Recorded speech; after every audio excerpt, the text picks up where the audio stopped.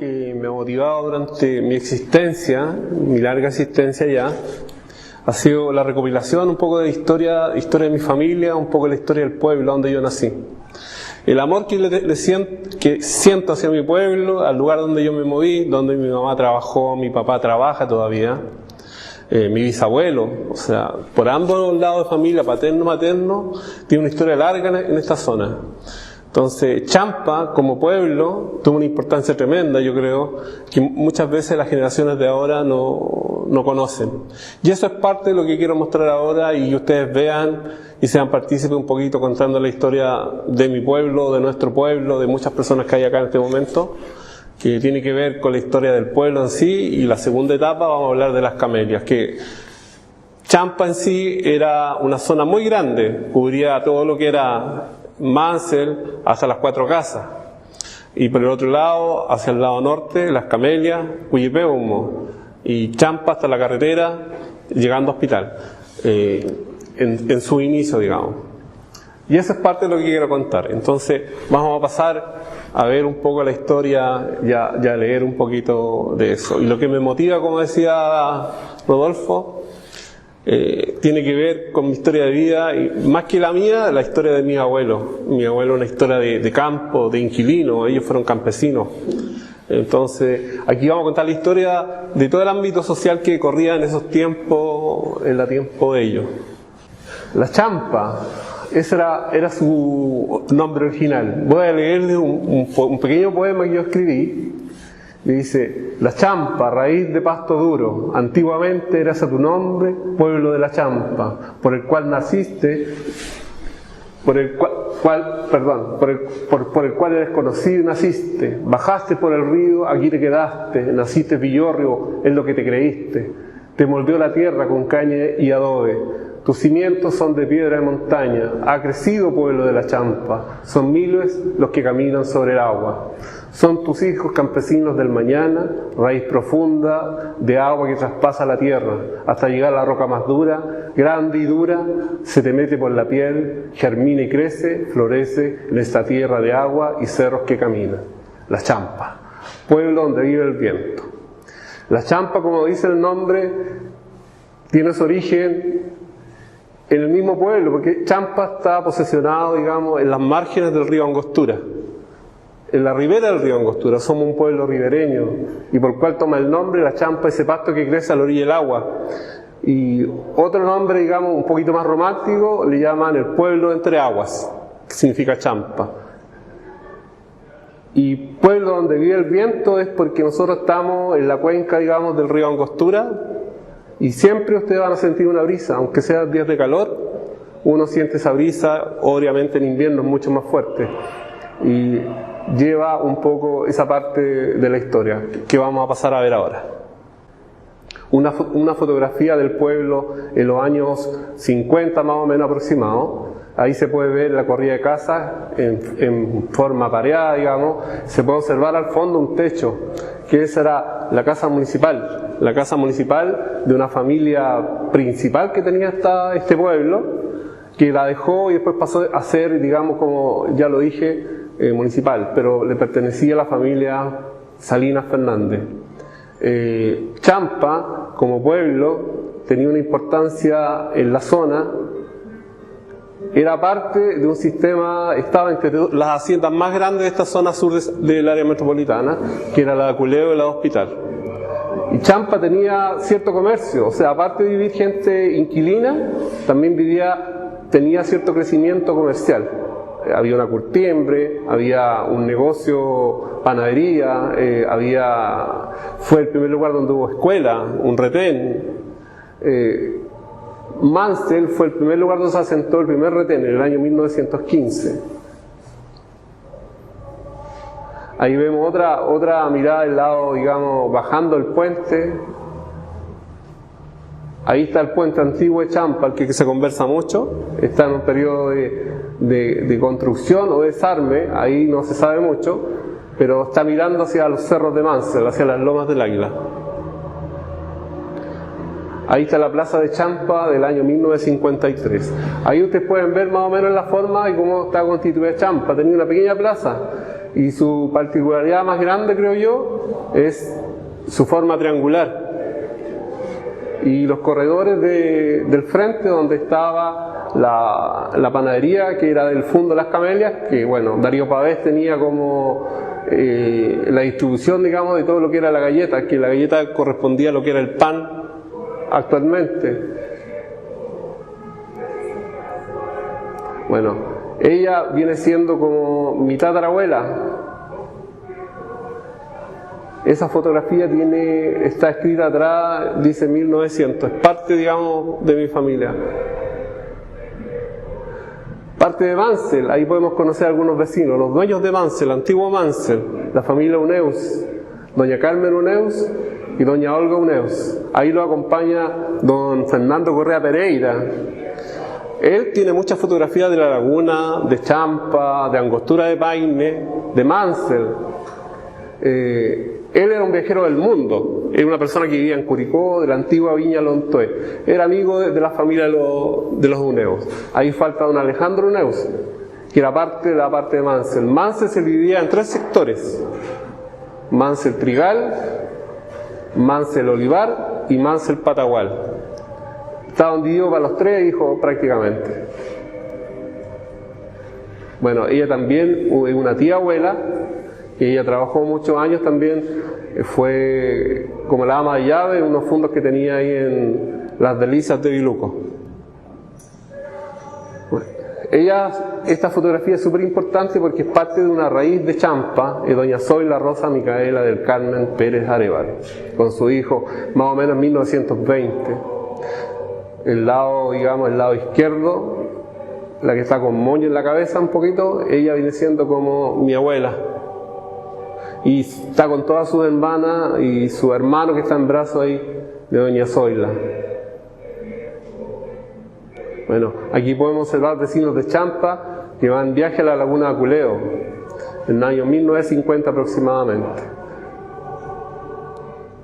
Bueno, aquí hay otros patriarcas, digamos, de las familias de Champa, una fotografía muy bonita, que es don Humberto Calderón. Hay un descendiente de él que es concejal aquí. Don Esteban Calderón viene siendo nieto de don Humberto Calderón. Después viene don Rosalindo González, don Manuel Araneda Peña, que viene siendo mi abuelo. Ellos dos eran amigos en esa época, champinos de toda la vida. Y una fotografía muy bonita de 1930, pero me parece que tiene un poquito menos de años, 1920 y tanto, algo por ahí. Por esa fecha estos caballeros ya no están. Bueno, aquí hay una parte importante, gente de Mansell. La única señora que yo sé que está viva es doña Isabel Pacheco, que ella vive en Linderos, y la otra es la Yolita Pacheco, muy conocida en Champa, y don Ignacio Rominot. Don Ignacio Rominot, ¿cuál es la importancia de él? Él fue el primer presidente de la Junta de Vecinos de Champa en los años 50. Y en esa época, cuando se formó la primera Junta de Vecinos, tiene que ver con lo que el pueblo sucedía, las inundaciones. A raíz de eso se organizó una Junta de Adelanto y este caballero fue elegido presidente junto a don Luis Riquelme y a otras personas más. Y bajo esa premisa ellos empezaron a modernizar en cierta forma el pueblo. Hicieron adelantos como el Teatro de Champa, las veredas y parte del puente para poder cambiar el antiguo puente, que ya con todas las crecidas que tenía el río se fue afectando, y fueron parte de ese tipo de organización ellos. Adelanto hacia a la comunidad. Bueno, aquí hay otra familia, que es una familia también conocida, familia Berrío Escobedo, en 1940. Esta foto es muy bonita porque corresponde a gente que vivía en el Bajo de Champa. El Bajo correspondía al sector donde vivía la gente de paso, o la gente, como podemos decir ahora en este minuto, los inmigrantes o los inquilinos que viajaban desde el sur buscando trabajo, se asentaban en las márgenes del río. Un lugar obviamente no era apto para vivir, pero eran lugares que se iba ganando o iba dejando el río se asentaba un tiempo la gente, bueno, y después de vivir inundación y todo eso, esta gente igual se fue moviendo, fue migrando hacia la parte alta, digamos, junto con la junta de vecinos, fueron formando una población y se fueron sacando esa gente. Entonces era un lugar de paso donde pasaba, hasta el día de hoy, pasa gente y va a vivir a ese lugar, el Bajo de Champa. Aquí tenemos una familia emblemática también de Champa, que es doña Alcida Rojas y don Jorge Salas. Una foto hermosa donde ella aparece en Ancas. Ellos son personas de Mansell, o vivían en Mansell. Bueno, todavía su descendencia vive en Champa. Y lo lindo de esta foto que él era muy guaso. O sea, de hecho él corría en rodeos también, ahí en Aculeo también. Tiene una historia y sus hijos todavía guardan esa historia un poquito, la historia de sus caballos, digamos. Bueno, esta foto también es muy bonita. Esa tiene que ver con gente de Champa. Estos niños estaban en una competencia de cueca aquí en Paine. Yo supongo que está por ahí donde está el reloj, por la pirca que hay atrás. Porque esa foto de atrás está escrita, la foto original está escrita atrás de puño y letra de la primera señora que aparece al lado izquierdo allá. Perdón, al lado derecho allá, que es doña Norma Araneda Encalada. Después viene don Javier Núñez. Después viene doña Fresia Pérez. Después viene don René Escobedo y Lucía Holguín. Ellos cinco, digamos, son familia hasta el día de hoy. Sus descendientes viven en Champa. Y esa foto refleja un poco la niñez de esa época. Ver los vestidos de guaso. Bueno, mi madre es la primera señora que aparece al lado allá. Ella siempre, toda la vida bailó cueca. Y parte de lo que nosotros heredamos y parte del gusto por lo de campo fue gracias a ella, que siempre lo permaneció. Le gustaba mucho la música chilena, igual. Bueno, aquí podemos hablar de Champa y don Elías Sánchez Ortúzar. Don Elías Sánchez Ortúzar, una de las grandes familias que hay en Champa. Ellos son dueños de fundo. Parte importante de este caballero y de su familia, en general en esta zona, tiene que ver con la parte social que ellos trabajaban. La primera escuela que hubo como tal, el año 52, porque antes tenían una escuela en Mansell que era un poco más precaria, la que estuvo antes a principios del 1905 en Mansell, donde hoy vive la familia Burken, que frente al Fundo Mansell. Ahí estuvo la primera escuela, pero después se trasladó a la casa de la familia Sánchez, una que está poco antes de subir el puente. Esa casa preciosa ya no existe. Y ahí se juntó esta gente. Ellos pusieron un poco de dinero. La Hacienda Hospital donó los terrenos donde estuvo la escuela.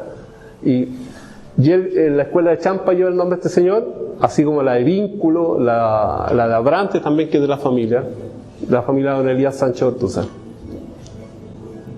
Bueno, ahí podemos ver el viejo puente. ¿Qué podemos decir del viejo puente? Ahí está bien, ha venido menos, el año 60. Ahí se puede observar atrás, en esa fotografía, las lomas del Águila.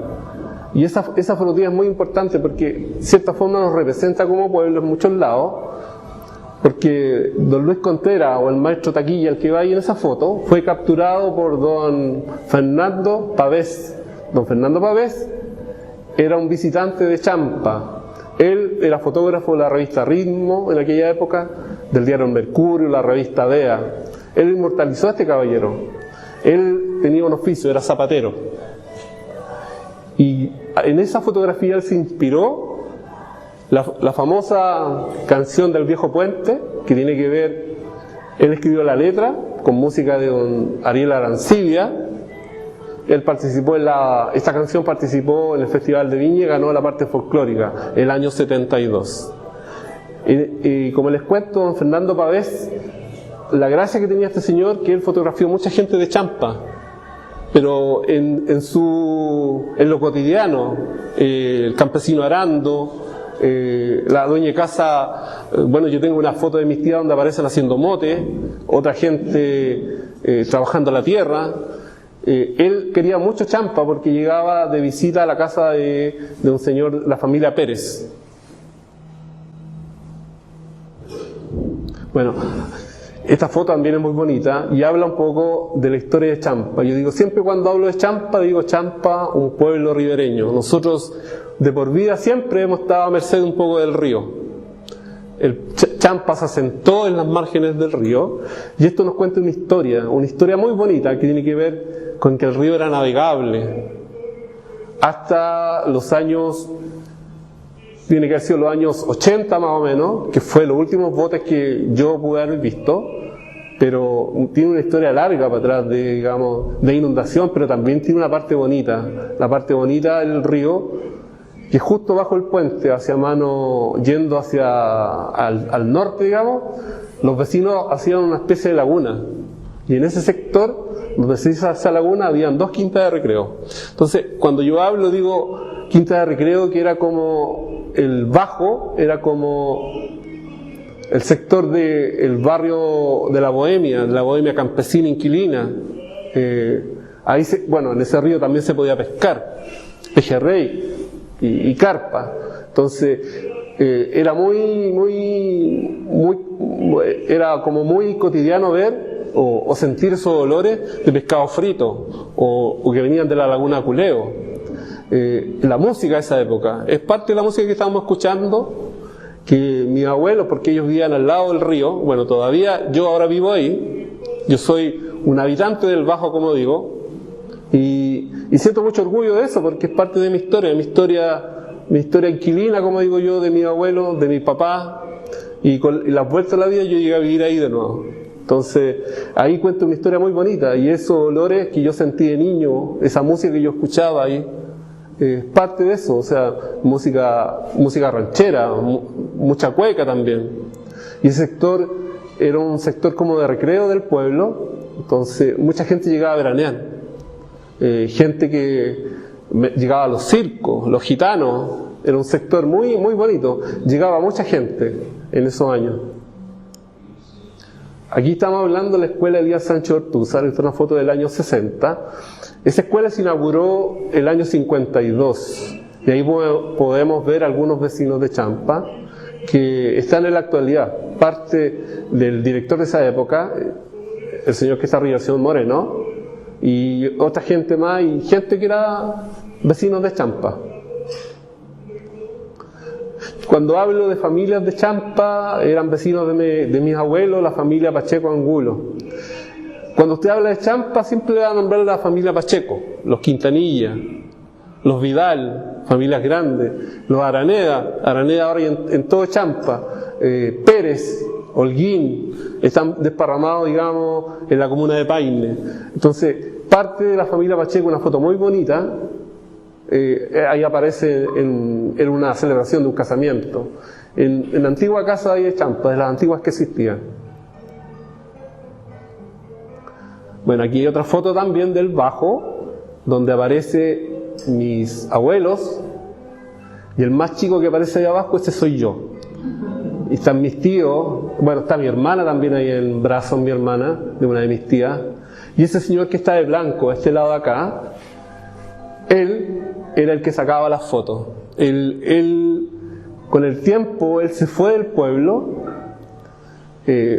se metió, digamos, a las Fuerzas Armadas, y él era como que hasta sus últimos días, él murió hace como 5 años, él el que tenía o manejaba todo este tipo de fotos. A él también le gustaba mucho la fotografía, y parte de los registros que hay en la familia, la mayoría son de él. Bueno, y eso también yo también lo heredé, un poco en esa premisa de vida, que yo heredé fotos de mi abuela también, y otras que también yo fui buscando por la vida y también sacando hasta el día de hoy.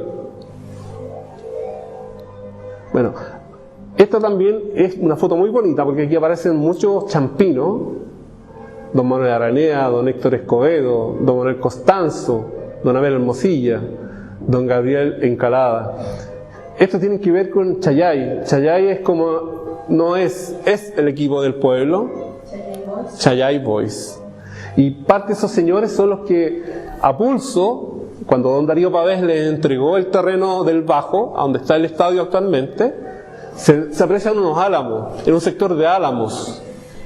Ellos destroncaron todo ese sector, él les regaló o les pasó ese terreno, y hasta el día de hoy existe ahí esa cancha o el estadio de Champa del Club Deportivo Chaviboy. Entonces estos señores son parte de la fundación de ese equipo, a pesar de que Chayay viene de muy atrás también, pero el estadio o la cancha estable fue en estos señores, la mayoría de ellos participó.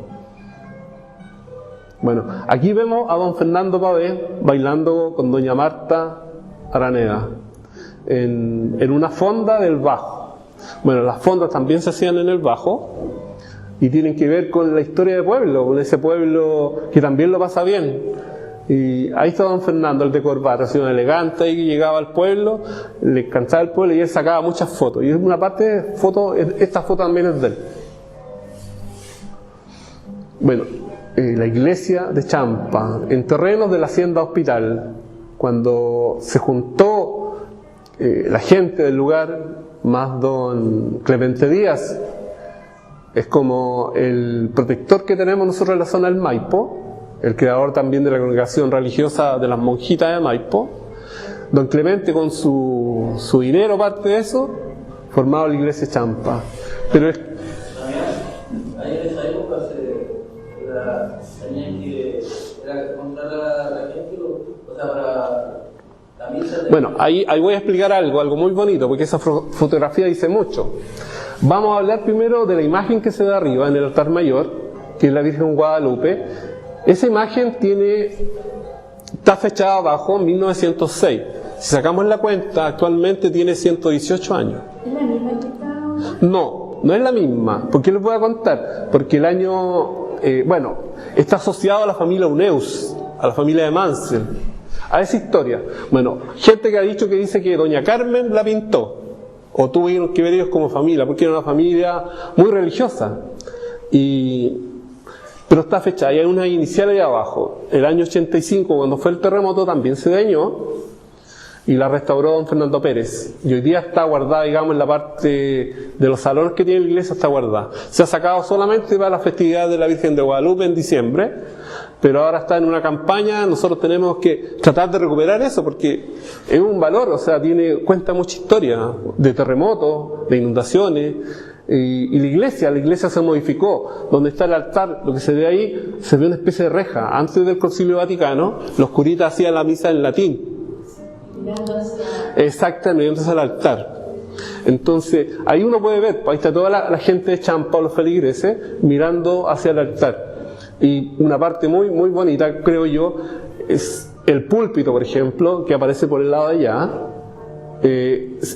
Se ve la cantidad de curitas que hay arriba en la misa, procesando. Bueno, hay otra fotografía de la iglesia, ahí vamos a ir viendo lo rico que era el rito religioso de la misa en esa época. Una misa era mucho más larga, yo digo, lo religioso con Champa lo acompañaba toda la vida, porque lo religioso tiene que ver también con lo campesino, con las creencias, con San Isidro, como digo yo, las novenas del alba, son cosas que todavía se están tratando de recuperar.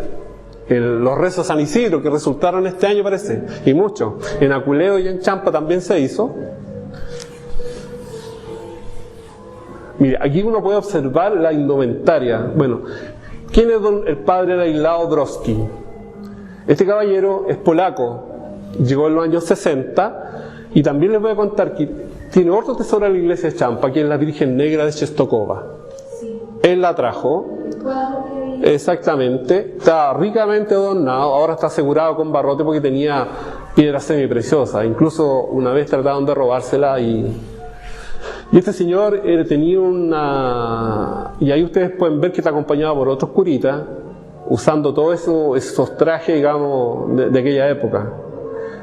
Y la iglesia, digamos, ahí puede verse, o en parte la iglesia era de adobe y estoquillo. Y eso lo notamos el año 2010 para el terremoto, porque ahora ya lo cubre una chapa media café por fuera, pero era de adobe. Y ahí también podemos ver gente en los años 50 en ritos de la iglesia. Yo creo que la primera foto tiene que ver con una primera comunión o algo así. Y acá igual, y ustedes pueden ver que el camino es de tierra, al frente uno puede observar. Ahí estaban antiguamente en esos sectores que eran como, daban abajo del río. Champa estaba justo donde está la iglesia, comenzaba una bajada que marcaba todo lo que era el pueblo, digamos, como la olla hidrográfica del pueblo, por decir algo así, y la iglesia lo marcaba.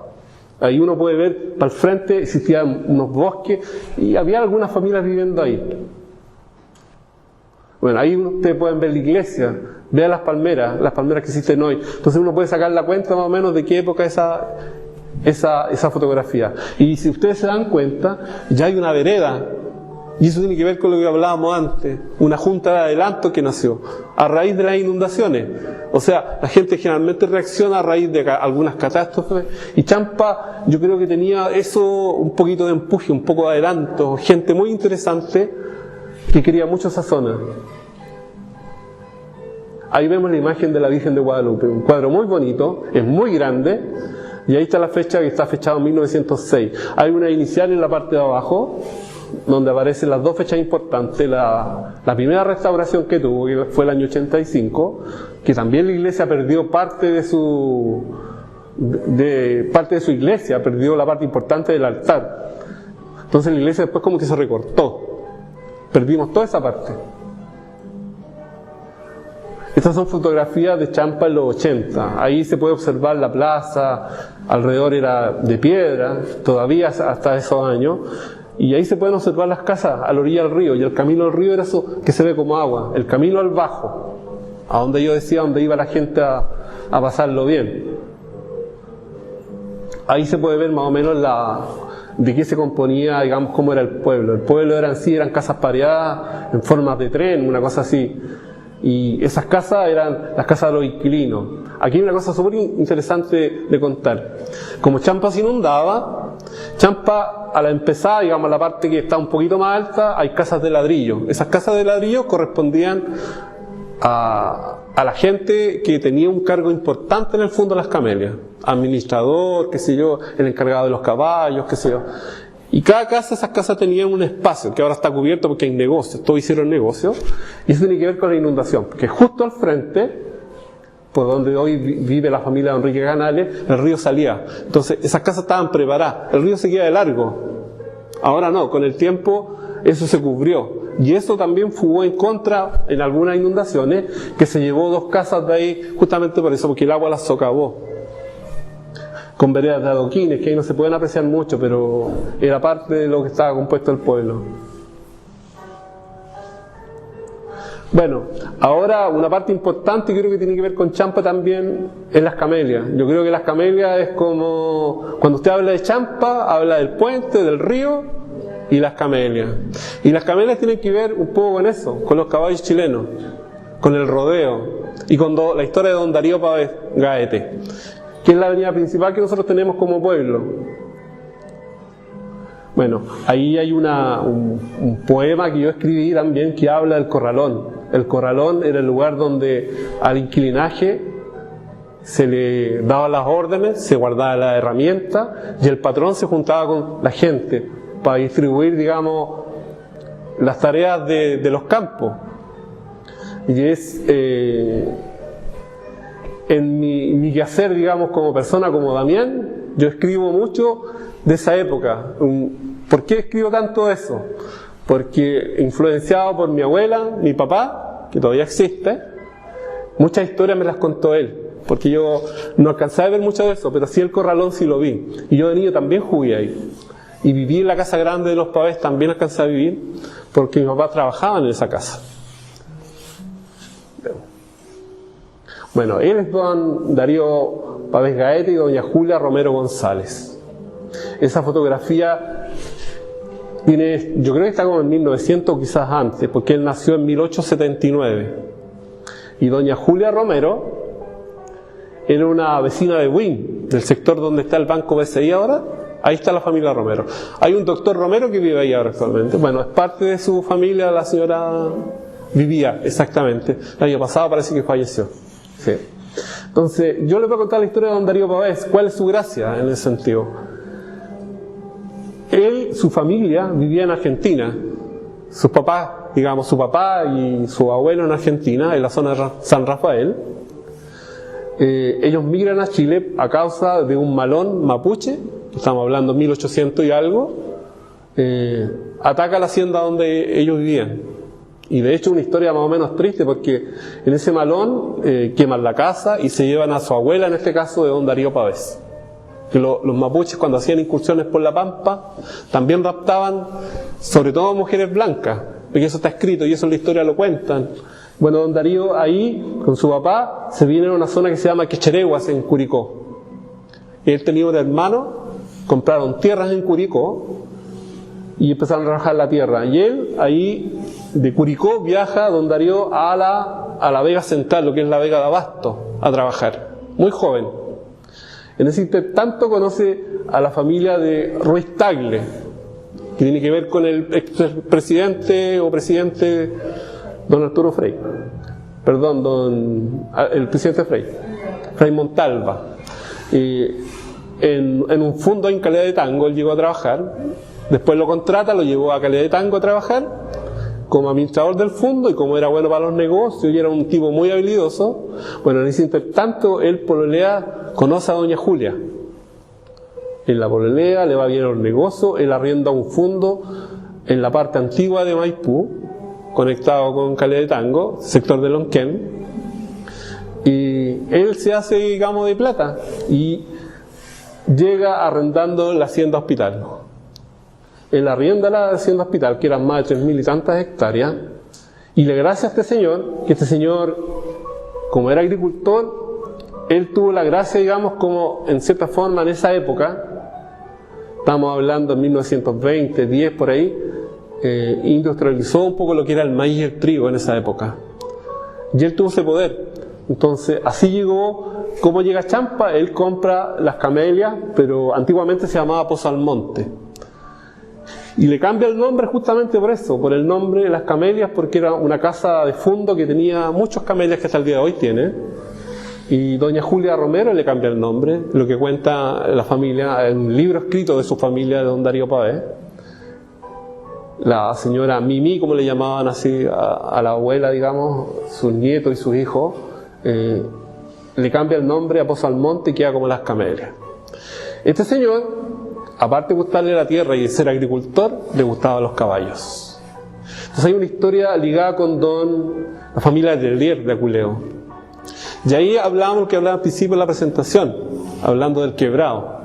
Entonces, como él le gustaba el rodeo, a sus hijos también practicaban rodeo, él a don Miguel de Tellier le compra el quebrado. El quebrado fue un caballo que no era muy bonito, bonito en el sentido como caballo criollo, tenía una alzada, digamos. El quebrado nació en 1919 por si acaso, esa foto de 1936. El quebrado no tenía una alzada, digamos, de un caballo normal de rodeo, tenía una alzada de 1.30, otros dicen 1.39, pues generalmente los caballos de rodeo la alzada generalmente es de 42 a 44, 1.44 a 42. Entonces este caballo no era muy bonito, y cuando era potrillo el quebrado se quiebra una pata, por eso viene su nombre. Y hay un trabajador de don Miguel, porque don Miguel lo había mandado a matar. Un caballo quebrado no sirve, un potrillo, menos un potrillo. Entonces el señor, don Custodio, lo esconde don Miguel y lo lleva a las pesebrera de los caballos de los trabajadores, no de los caballos que él tenía, digamos, como reproductor en esa época, que sé yo, buscando la raza, digamos. Y este señor Custodio crece el quebrado, siempre aparte, hasta que don Miguel lo ve un día, ya grande, ya lo ve y lo integra, y salió buen caballo. Yo creo que de ahí viene la fuerza del quebrado. Hasta que un día don Darío Pavés, de visita, digamos, ahí en Aculeo, le compra el quebrado. Ofrece y se lo compra. Bueno, se despiden del quebrado y en las camelias lo trabajan. Y lo meten a rodeo. ¿Y cuál es la gracia del quebrado? Que hasta el día de hoy, el 90% de la sangre de los caballos chilenos viene de su un caballo que era en ese tiempo que lo clasificaban de feo, que era chico, pero un caballo muy fuerte, tenía un ímpetu. Ahí en los escritos que tienen la Federación de Rodeo lo nombran. Lo escribió don Osvaldo, dice, en muchos pasajes dice que tenía un ímpetu especial, una fuerza, era un caballo muy de tierra, como decían ellos. Y bueno, aquí hay unas fotos de él, de su cabeza, que es parte también de la genealogía del caballo chileno. Ahí aparece don Darío también con él, una fotografía, digamos, del quebrado. Y las camelias tiene que ver con, aparte con la agricultura, también les puedo contar que también existían o existe en la SNA un trigo y un maíz, una variedad de maíz que se llama las camelias. Hasta el día de hoy existe. Entonces cuando hablamos de maíces, ahora que casi todos son transgénicos, pertenecen a la Pioneer, el Monsanto, digamos, ya en esa época este caballero ya estaba haciendo eso. Yo creo que esa fue la gracia de él. Y este caballero, como les digo, se dedicó a la agricultura, pero también se dedicó a los caballos, algo que le apasionaba. Y ese caballo de allá es muy importante porque nosotros lo vemos casi siempre. A la gente de campo, usted ve en las camionetas, los autos, en la cabeza de ese caballo, un hijo del quebrado que se llamaba Empeñoso.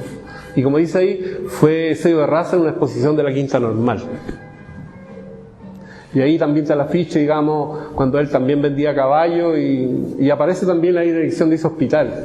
Porque Champa en esa época llegaba hasta más o menos la iglesia, el sector de la escuela. Ese terreno eran de la hacienda hospital. Ahí vemos, esta foto es muy bonita también porque este es el staff de las mantas de los corredores, de los jinetes que tenían en aquella época. El staff, digamos, de las camelias, aparecen sus hijos también ahí, hay 2 hijos en esas fotos. Y una particularidad de esa foto, eso fue en un rodeo que el premio lo entregó ella, una persona muy importante, doña Alida Nizana.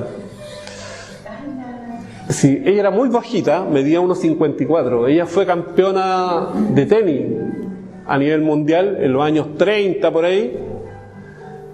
Fue campeona mundial, fue la primera hispanoamericana, digamos, que ganó un torneo en Estados Unidos, en Europa, qué sé yo. Bueno, al final ella murió en Europa.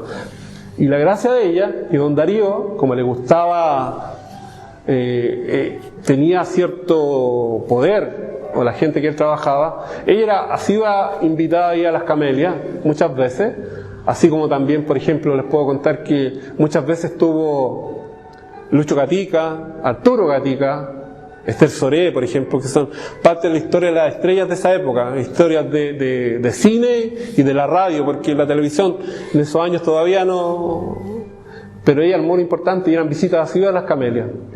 Y muchas veces a mí me intrigó saber de qué color eran las mantas de las camelias. Entonces, hay mucha gente que me decía otros colores, pero al final, gente que tiene seguridad y encontramos una manta por ahí guardada, era beige con verde. Ese era el color de las mantas de las camelias. Ahí aparece también don Darío, también con doña Julia y otras personas más, parte de su staff también y su hijo también, su hijo mayor Osvaldo y Raúl me parece que aparecen. Es el famoso corralón de las camelias que ya no existe, una parte de una fotografía que por ahí salió. Y eso sería parte de la historia de Champa, dividida en 2 partes, las camelias. Cuando yo hablo de Champa, siempre es inevitable hablar de las camelias. Y don Darío Pavés, pues nuestra avenida principal, que recorre desde la carretera hacia adentro, es la avenida Darío Pavés. Y eso les puedo decir.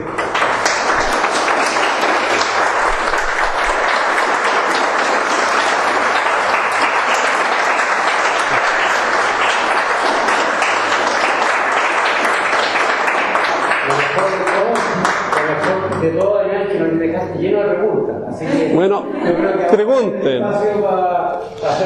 Yo les puedo contar que a mí me motiva el hecho, son cosas súper simples, digamos, creo yo. Algo que me marcó mucho. Cuando mi abuela, en el año 2008, doña Marta Encalada, ella, un día X, yo la pasaba a ver siempre. Ella vivía justo en las casas que uno veía ahí. Y la pasaba a ver siempre, porque ella vivía solita al final de sus días. Y una vez me regaló una maleta antigua, así de madera, con fotos. Muchas de esas fotos que están aquí son de ella. Ella las juntó. Y me dice, oiga, usted sabe, porque yo era muy preguntón de chico, yo creo que eso la definió. Y me regala esa maleta. Y me dice un día, usted sabe bien lo que va a hacer con esto. Y uno dice, ¿pero por qué? Y después uno empieza a preguntarse. Y yo siempre fui como preguntón. O sea, yo siempre cuento esto un poco. Yo tengo un problema de dislexia al escribir. Bueno, ustedes deben saber, dislexia, y eso quiere decir que cuando uno es disléxico, cambia el orden de las palabras, qué sé yo. Pero también tiene una cualidad, uno el observar y el escuchar. Porque yo de chico no hablaba mucho, por lo mismo, y de joven también. Porque la iglesia hace que tú te equivoques. Una idea la desarrollas, digamos, o lo dices de una forma distinta. Entonces una época juvenil, obviamente es burla. Entonces yo era como calladito, así, eso que se ponía rojo.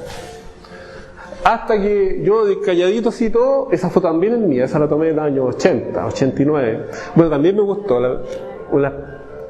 2009, perdón. Y una fotografía de colores también las tomé yo, también son mías. Y de chico fui como un poco cachurero, juntando fotografías y buscando un poco la historia de Champa. Y siempre preguntando. Y hay cosas muy sabrosas de Champa. Y yo, intermedio de eso, después me puse a escribir. Y alguien me dijo que tú escribes de una forma como campesina, y es verdad, una forma que no es muy elaborada, pero usa un lenguaje de esa época. Porque yo tengo esa imagen o esa película pegada en la cabeza, del hecho de ir en el bajo, escuchar esa música, la música que escuchaban mis abuelos, o lo que ellos contaban. Y detrás de eso hay mucha historia y mucha poesía. Yo tenía a mi bisabuelo, don Lucho Quintanilla, que él venía de Culeo también. Don Darío Pavés lo contrataba a las camelias, lo traía a amenizar, digamos, las fiestas. Era cantor y poeta también. Eso lo supe hace muy poco tiempo. Entonces alguien me dijo, capaz que heredaste de algo de él, me decía. Yo digo, capaz, porque yo una forma de escribir es una forma en verso. Me sale súper fácil hacerlo. Y de hecho tengo muchos versos y historias también que de repente yo escuché. Y tiene que ver con eso, yo digo con don Luis Quintanilla. Don Luis Quintanilla le trabajaba a la señora Elena Correa, ahí en el Vínculo. Y como don Darío lo contrataba en esa época para animar las fiestas, y mi abuelo también sabía algo de sandía, porque en esa época ya se estaban haciendo, ustedes saben que la sandía nació en esa zona, la zona de Culeo. Y ya mi abuelo sabía un poco de eso, de don Darío lo pescó y se lo trajo. Y ya él lo puso a vivir en la primera casa. La primera casa que uno ve en Champa, ahora yo tengo una prima viviendo ahí, una casa de ladrillo, ahí puso a vivir a mi bisabuelo, perdón. Y bueno, al saber doña Elena igual se enojó porque mi abuelo era como entretenido, parece, o tenía alguna habilidad.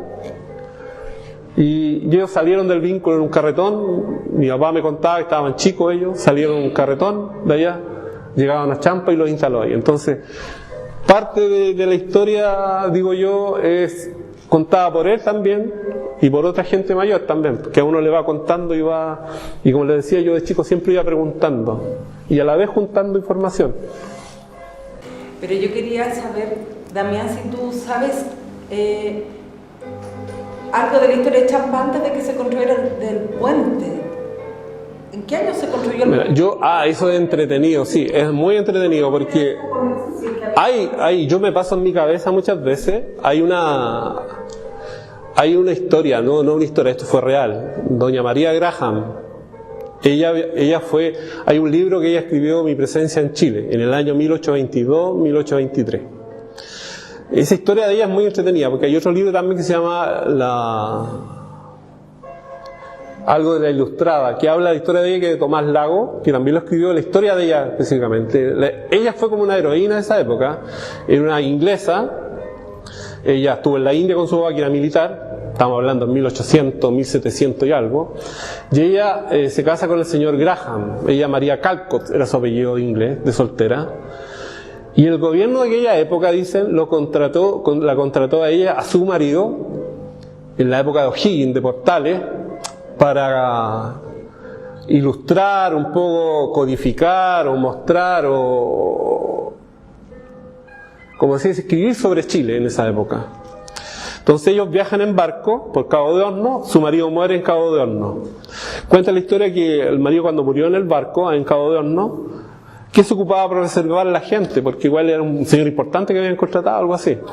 Lo meten en un barril con sal y lo entierran en Valparaíso. Hasta ahora está enterrado en el cementerio de Valparaíso, no me pregunten cuál, pero está ahí. Y ella llegó a Valparaíso, viuda, viaja a Santiago, y la gracia de ella es que ella describe y habla de Santiago, y describe tanto a la clase alta chilena como a la clase baja, y los describe físicamente, cómo se vestían, cómo era su ropa. Hasta que ellos un día le cuentan de Aculeo, de la laguna de Aculeo, porque había muchos mitos de la laguna ya en esa época, que le contaban que era un ojo de mar, o que era una salida de mar, que el agua era salada, que eso era mentira, porque también ya lo pone. Muchas historias, que nosotros también sabemos, porque también sabemos de la carrera y otras cosas más. Entonces, esta señora viaja, llega a Maipo, y entre su trayecto va describiendo el paisaje. Y llega a la casa de los Salinas. Yo pensé que era los Salinas de Maipo, un sector que se llama Los Salinas, pero después averiguando, en Champa está la familia Salinas Fernández, que fueron la antigua casa municipal, que nosotros nos quedó siempre pegado con eso, pero era la familia Fernández, Salinas Fernández. Entonces se aloja ahí y empieza, cuando va a Culeo, de camino a la laguna, en 1822, 23 por ahí, ella va escribiendo el paisaje, y cuando pasa por un riachuelo, yo imagino está pasando por Champa. Y describe los cerros, los lugareños. Entonces ya había una especie de villorrio en Champa. Yo no sé si era Champa o no, pero yo imagino que sí. Y ya había un villorrio establecido, y de hecho yo les puedo contar algo súper interesante, que la semana pasada hubo una charla aquí mismo con una arqueóloga que habló de la cuenca de Angostura, el periodo incaico, y hablaba de los asentamientos. Bueno, en todas mis conversaciones hay mucha información, y de hecho hay asentamientos registrados en Cuyipeumo, en la cuenca del río Angostura, por Champa igual, hasta Angostura de Paine, lo que es Chava también, que también se sabe. Entonces, en esa época hay cronistas españoles que también dicen, hay dos caminos, el camino del Inca, que habla por Chava, el Tojahue, el Quén, pero también existe otro camino por acá.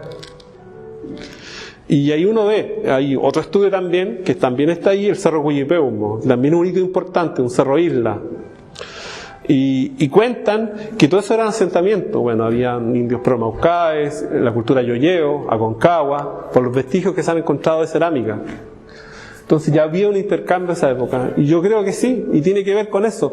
Y yo digo, a veces lo champino tiene que ver un poco con, bueno, yo lo imagino así de forma romántica, la fuerza que tiene, porque imagínate tú que cada ciertos años se inunda el pueblo, queda la escoba. Y de hecho nosotros perdimos el pueblo, la mayoría del pueblo, para el terremoto de 2010, pero también antes también hubieron terremotos y otras inundaciones. Y ahí cuando yo hablo de Champa, uno tiene que ver la construcción, cómo estaban hechos de adobe. Cuando yo hablo, la fotografía es muy interesante saber que aparecen álamos, y los álamos se ocupaban, se plantaban a veces también, para después hacer las vigas que iban en las casas. Y el álamo, ustedes dicen el álamo, que de una madera quizás no tan fuerte como el roble quizás, pero es lo que se daba en esta época. Se daba en esta zona, digamos, y don Darío Pavés también tenía un aserradero. Y cuando para el terremoto de 2010 las casas cayeron, la última casa, la número 13, la que era de mi abuela, en muchas de las vigas de arriba había unas iniciales estampadas. Tú veías DP, Darío Pavés. Nosotros creer que es eso, porque eran tan antiguos que los clavos también eran todos forjados, o sea, no había. Yo obviamente esas casas para el año 85, eso sí me acuerdo, yo estaba más o menos chico, las casas tenían tejas. Y algo que me dijo una vez un arquitecto, me dijo eso, lo malo de haber hecho eso, a él le sacaban las tejas a las casas, porque les quitó, digamos, el peso que le daba para mantener la estructura. Y por eso Champa colapsó, porque la mayoría de las casas después del 85, el terremoto del 85, bajaron las tejas y le cambiaron a zinc, digamos, algo más moderno. Eso te puedo... También, en Chile en general existe bastante división de clases sociales. Entonces yo quería saber cómo fue la relación de don Darío Pavés, un hacendado muy adinerado, con el resto del pueblo. ¿Qué se sabe de cómo era con los trabajadores? Yo creo, bueno, él tenía administradores para todo. Tenía encargado de los caballos, que era don Gonzalo Pérez, don Luis Riquelme, que era el de campo, y así tenía gente administrativa también. Entonces este caballero era muy cercano. De hecho, como les contaba lo de la cancha, él hacía festividades de fiesta de cosecha, y en esas festividades, por ejemplo, llegaban estos artistas y han recibido la turbina, un sector que está en Las Camelias. La turbina era, obviamente, fue los primeros lugares que Champa tuvo luz eléctrica, la casa y parte del pueblo, así como agua potable también tuvo, mucho antes del agua potable que hay actual, que está registrada como en los 70. Nosotros estamos hablando del año 50, un adelanto pero importantísimo. Entonces, como les contaba, esas casas que eran de lo administrativo, Mala Gonzalo Pérez, que ya no existe, y del jefe de campo que estaba al lado de las Camelias, donde estaba el aserradero. Hoy vive la familia Pacheco en ese sector. Solamente quedan los cimientos nomás de eso. Y parte importante de los adelantos los hizo él. O sea, muchos champinos también se fueron a Santiago, porque él, como les decía, tuvo la gracia de industrializar un poco la agricultura, cuando le hablaba del maíz, del trigo. Entonces él fundó un molino, el Molino Santiago. Y gente de Champa se fue a trabajar allá, y uno de esos, parte de mi familia, de mis tíos abuelos, se fueron para allá y se quedaron toda la vida en Santiago, y su descendencia ahora son santiaguinos, pues. Entonces, ahí uno puede ver que él tuvo fundo, digamos, en esta zona, y también Las Pataguas, ya en Pichidegua, en Granero, también tuvo Santa Julia, Santa Blanca, también hay en Granero, acá en Bilugo también tuvo fundo. Entonces, un tipo, yo le puedo contar algo, que había algo súper anecdótico, la gente contaba así como cuentos de brasero, como digo yo, de invierno, y ese señor, la gente de campo decían que él había hecho un pacto con el diablo. Fue un tipo súper exitoso, creo yo. Pero como que la gente de campo siempre da otras explicaciones, o la gente de campo es como más pía, digo yo, no sé, pues le busca esa vuelta. Y yo creo que eso es parte de la idiosincrasia de la gente de campo. ¿Conoces alguna leyenda de Champa, o relacionada con Champa, o que haya surgido en Champa un mito, una leyenda que... Hay registro, como te digo, como cuento, bueno, yo creo que se repite en Latinoamérica, La Llorona, pero a mí me gusta mucho el cuero del agua. Y también el cuero del agua está asociado al campo también, porque se supone que es un cuero de vaca que vive y succionaba a la gente. Y mi bisabuela lo contaba, eso me lo contaba mi mamá, se los contaban seguramente porque no fueran al río o no se fueran a bañar, pero decía que la única forma de matar al cuero del agua era tirándole un quisco, porque igual como él abrazaba, porque así él se llevaba a la gente, digamos, a la profundidad y después se lo consumía de alguna forma. Yo imagino una especie así como mantarraya, pero decían que era un cuero de vaca. Viejo puente, puente viejo, reliquia del pueblo mío, perteneces al paisaje que junto a ti está dormido.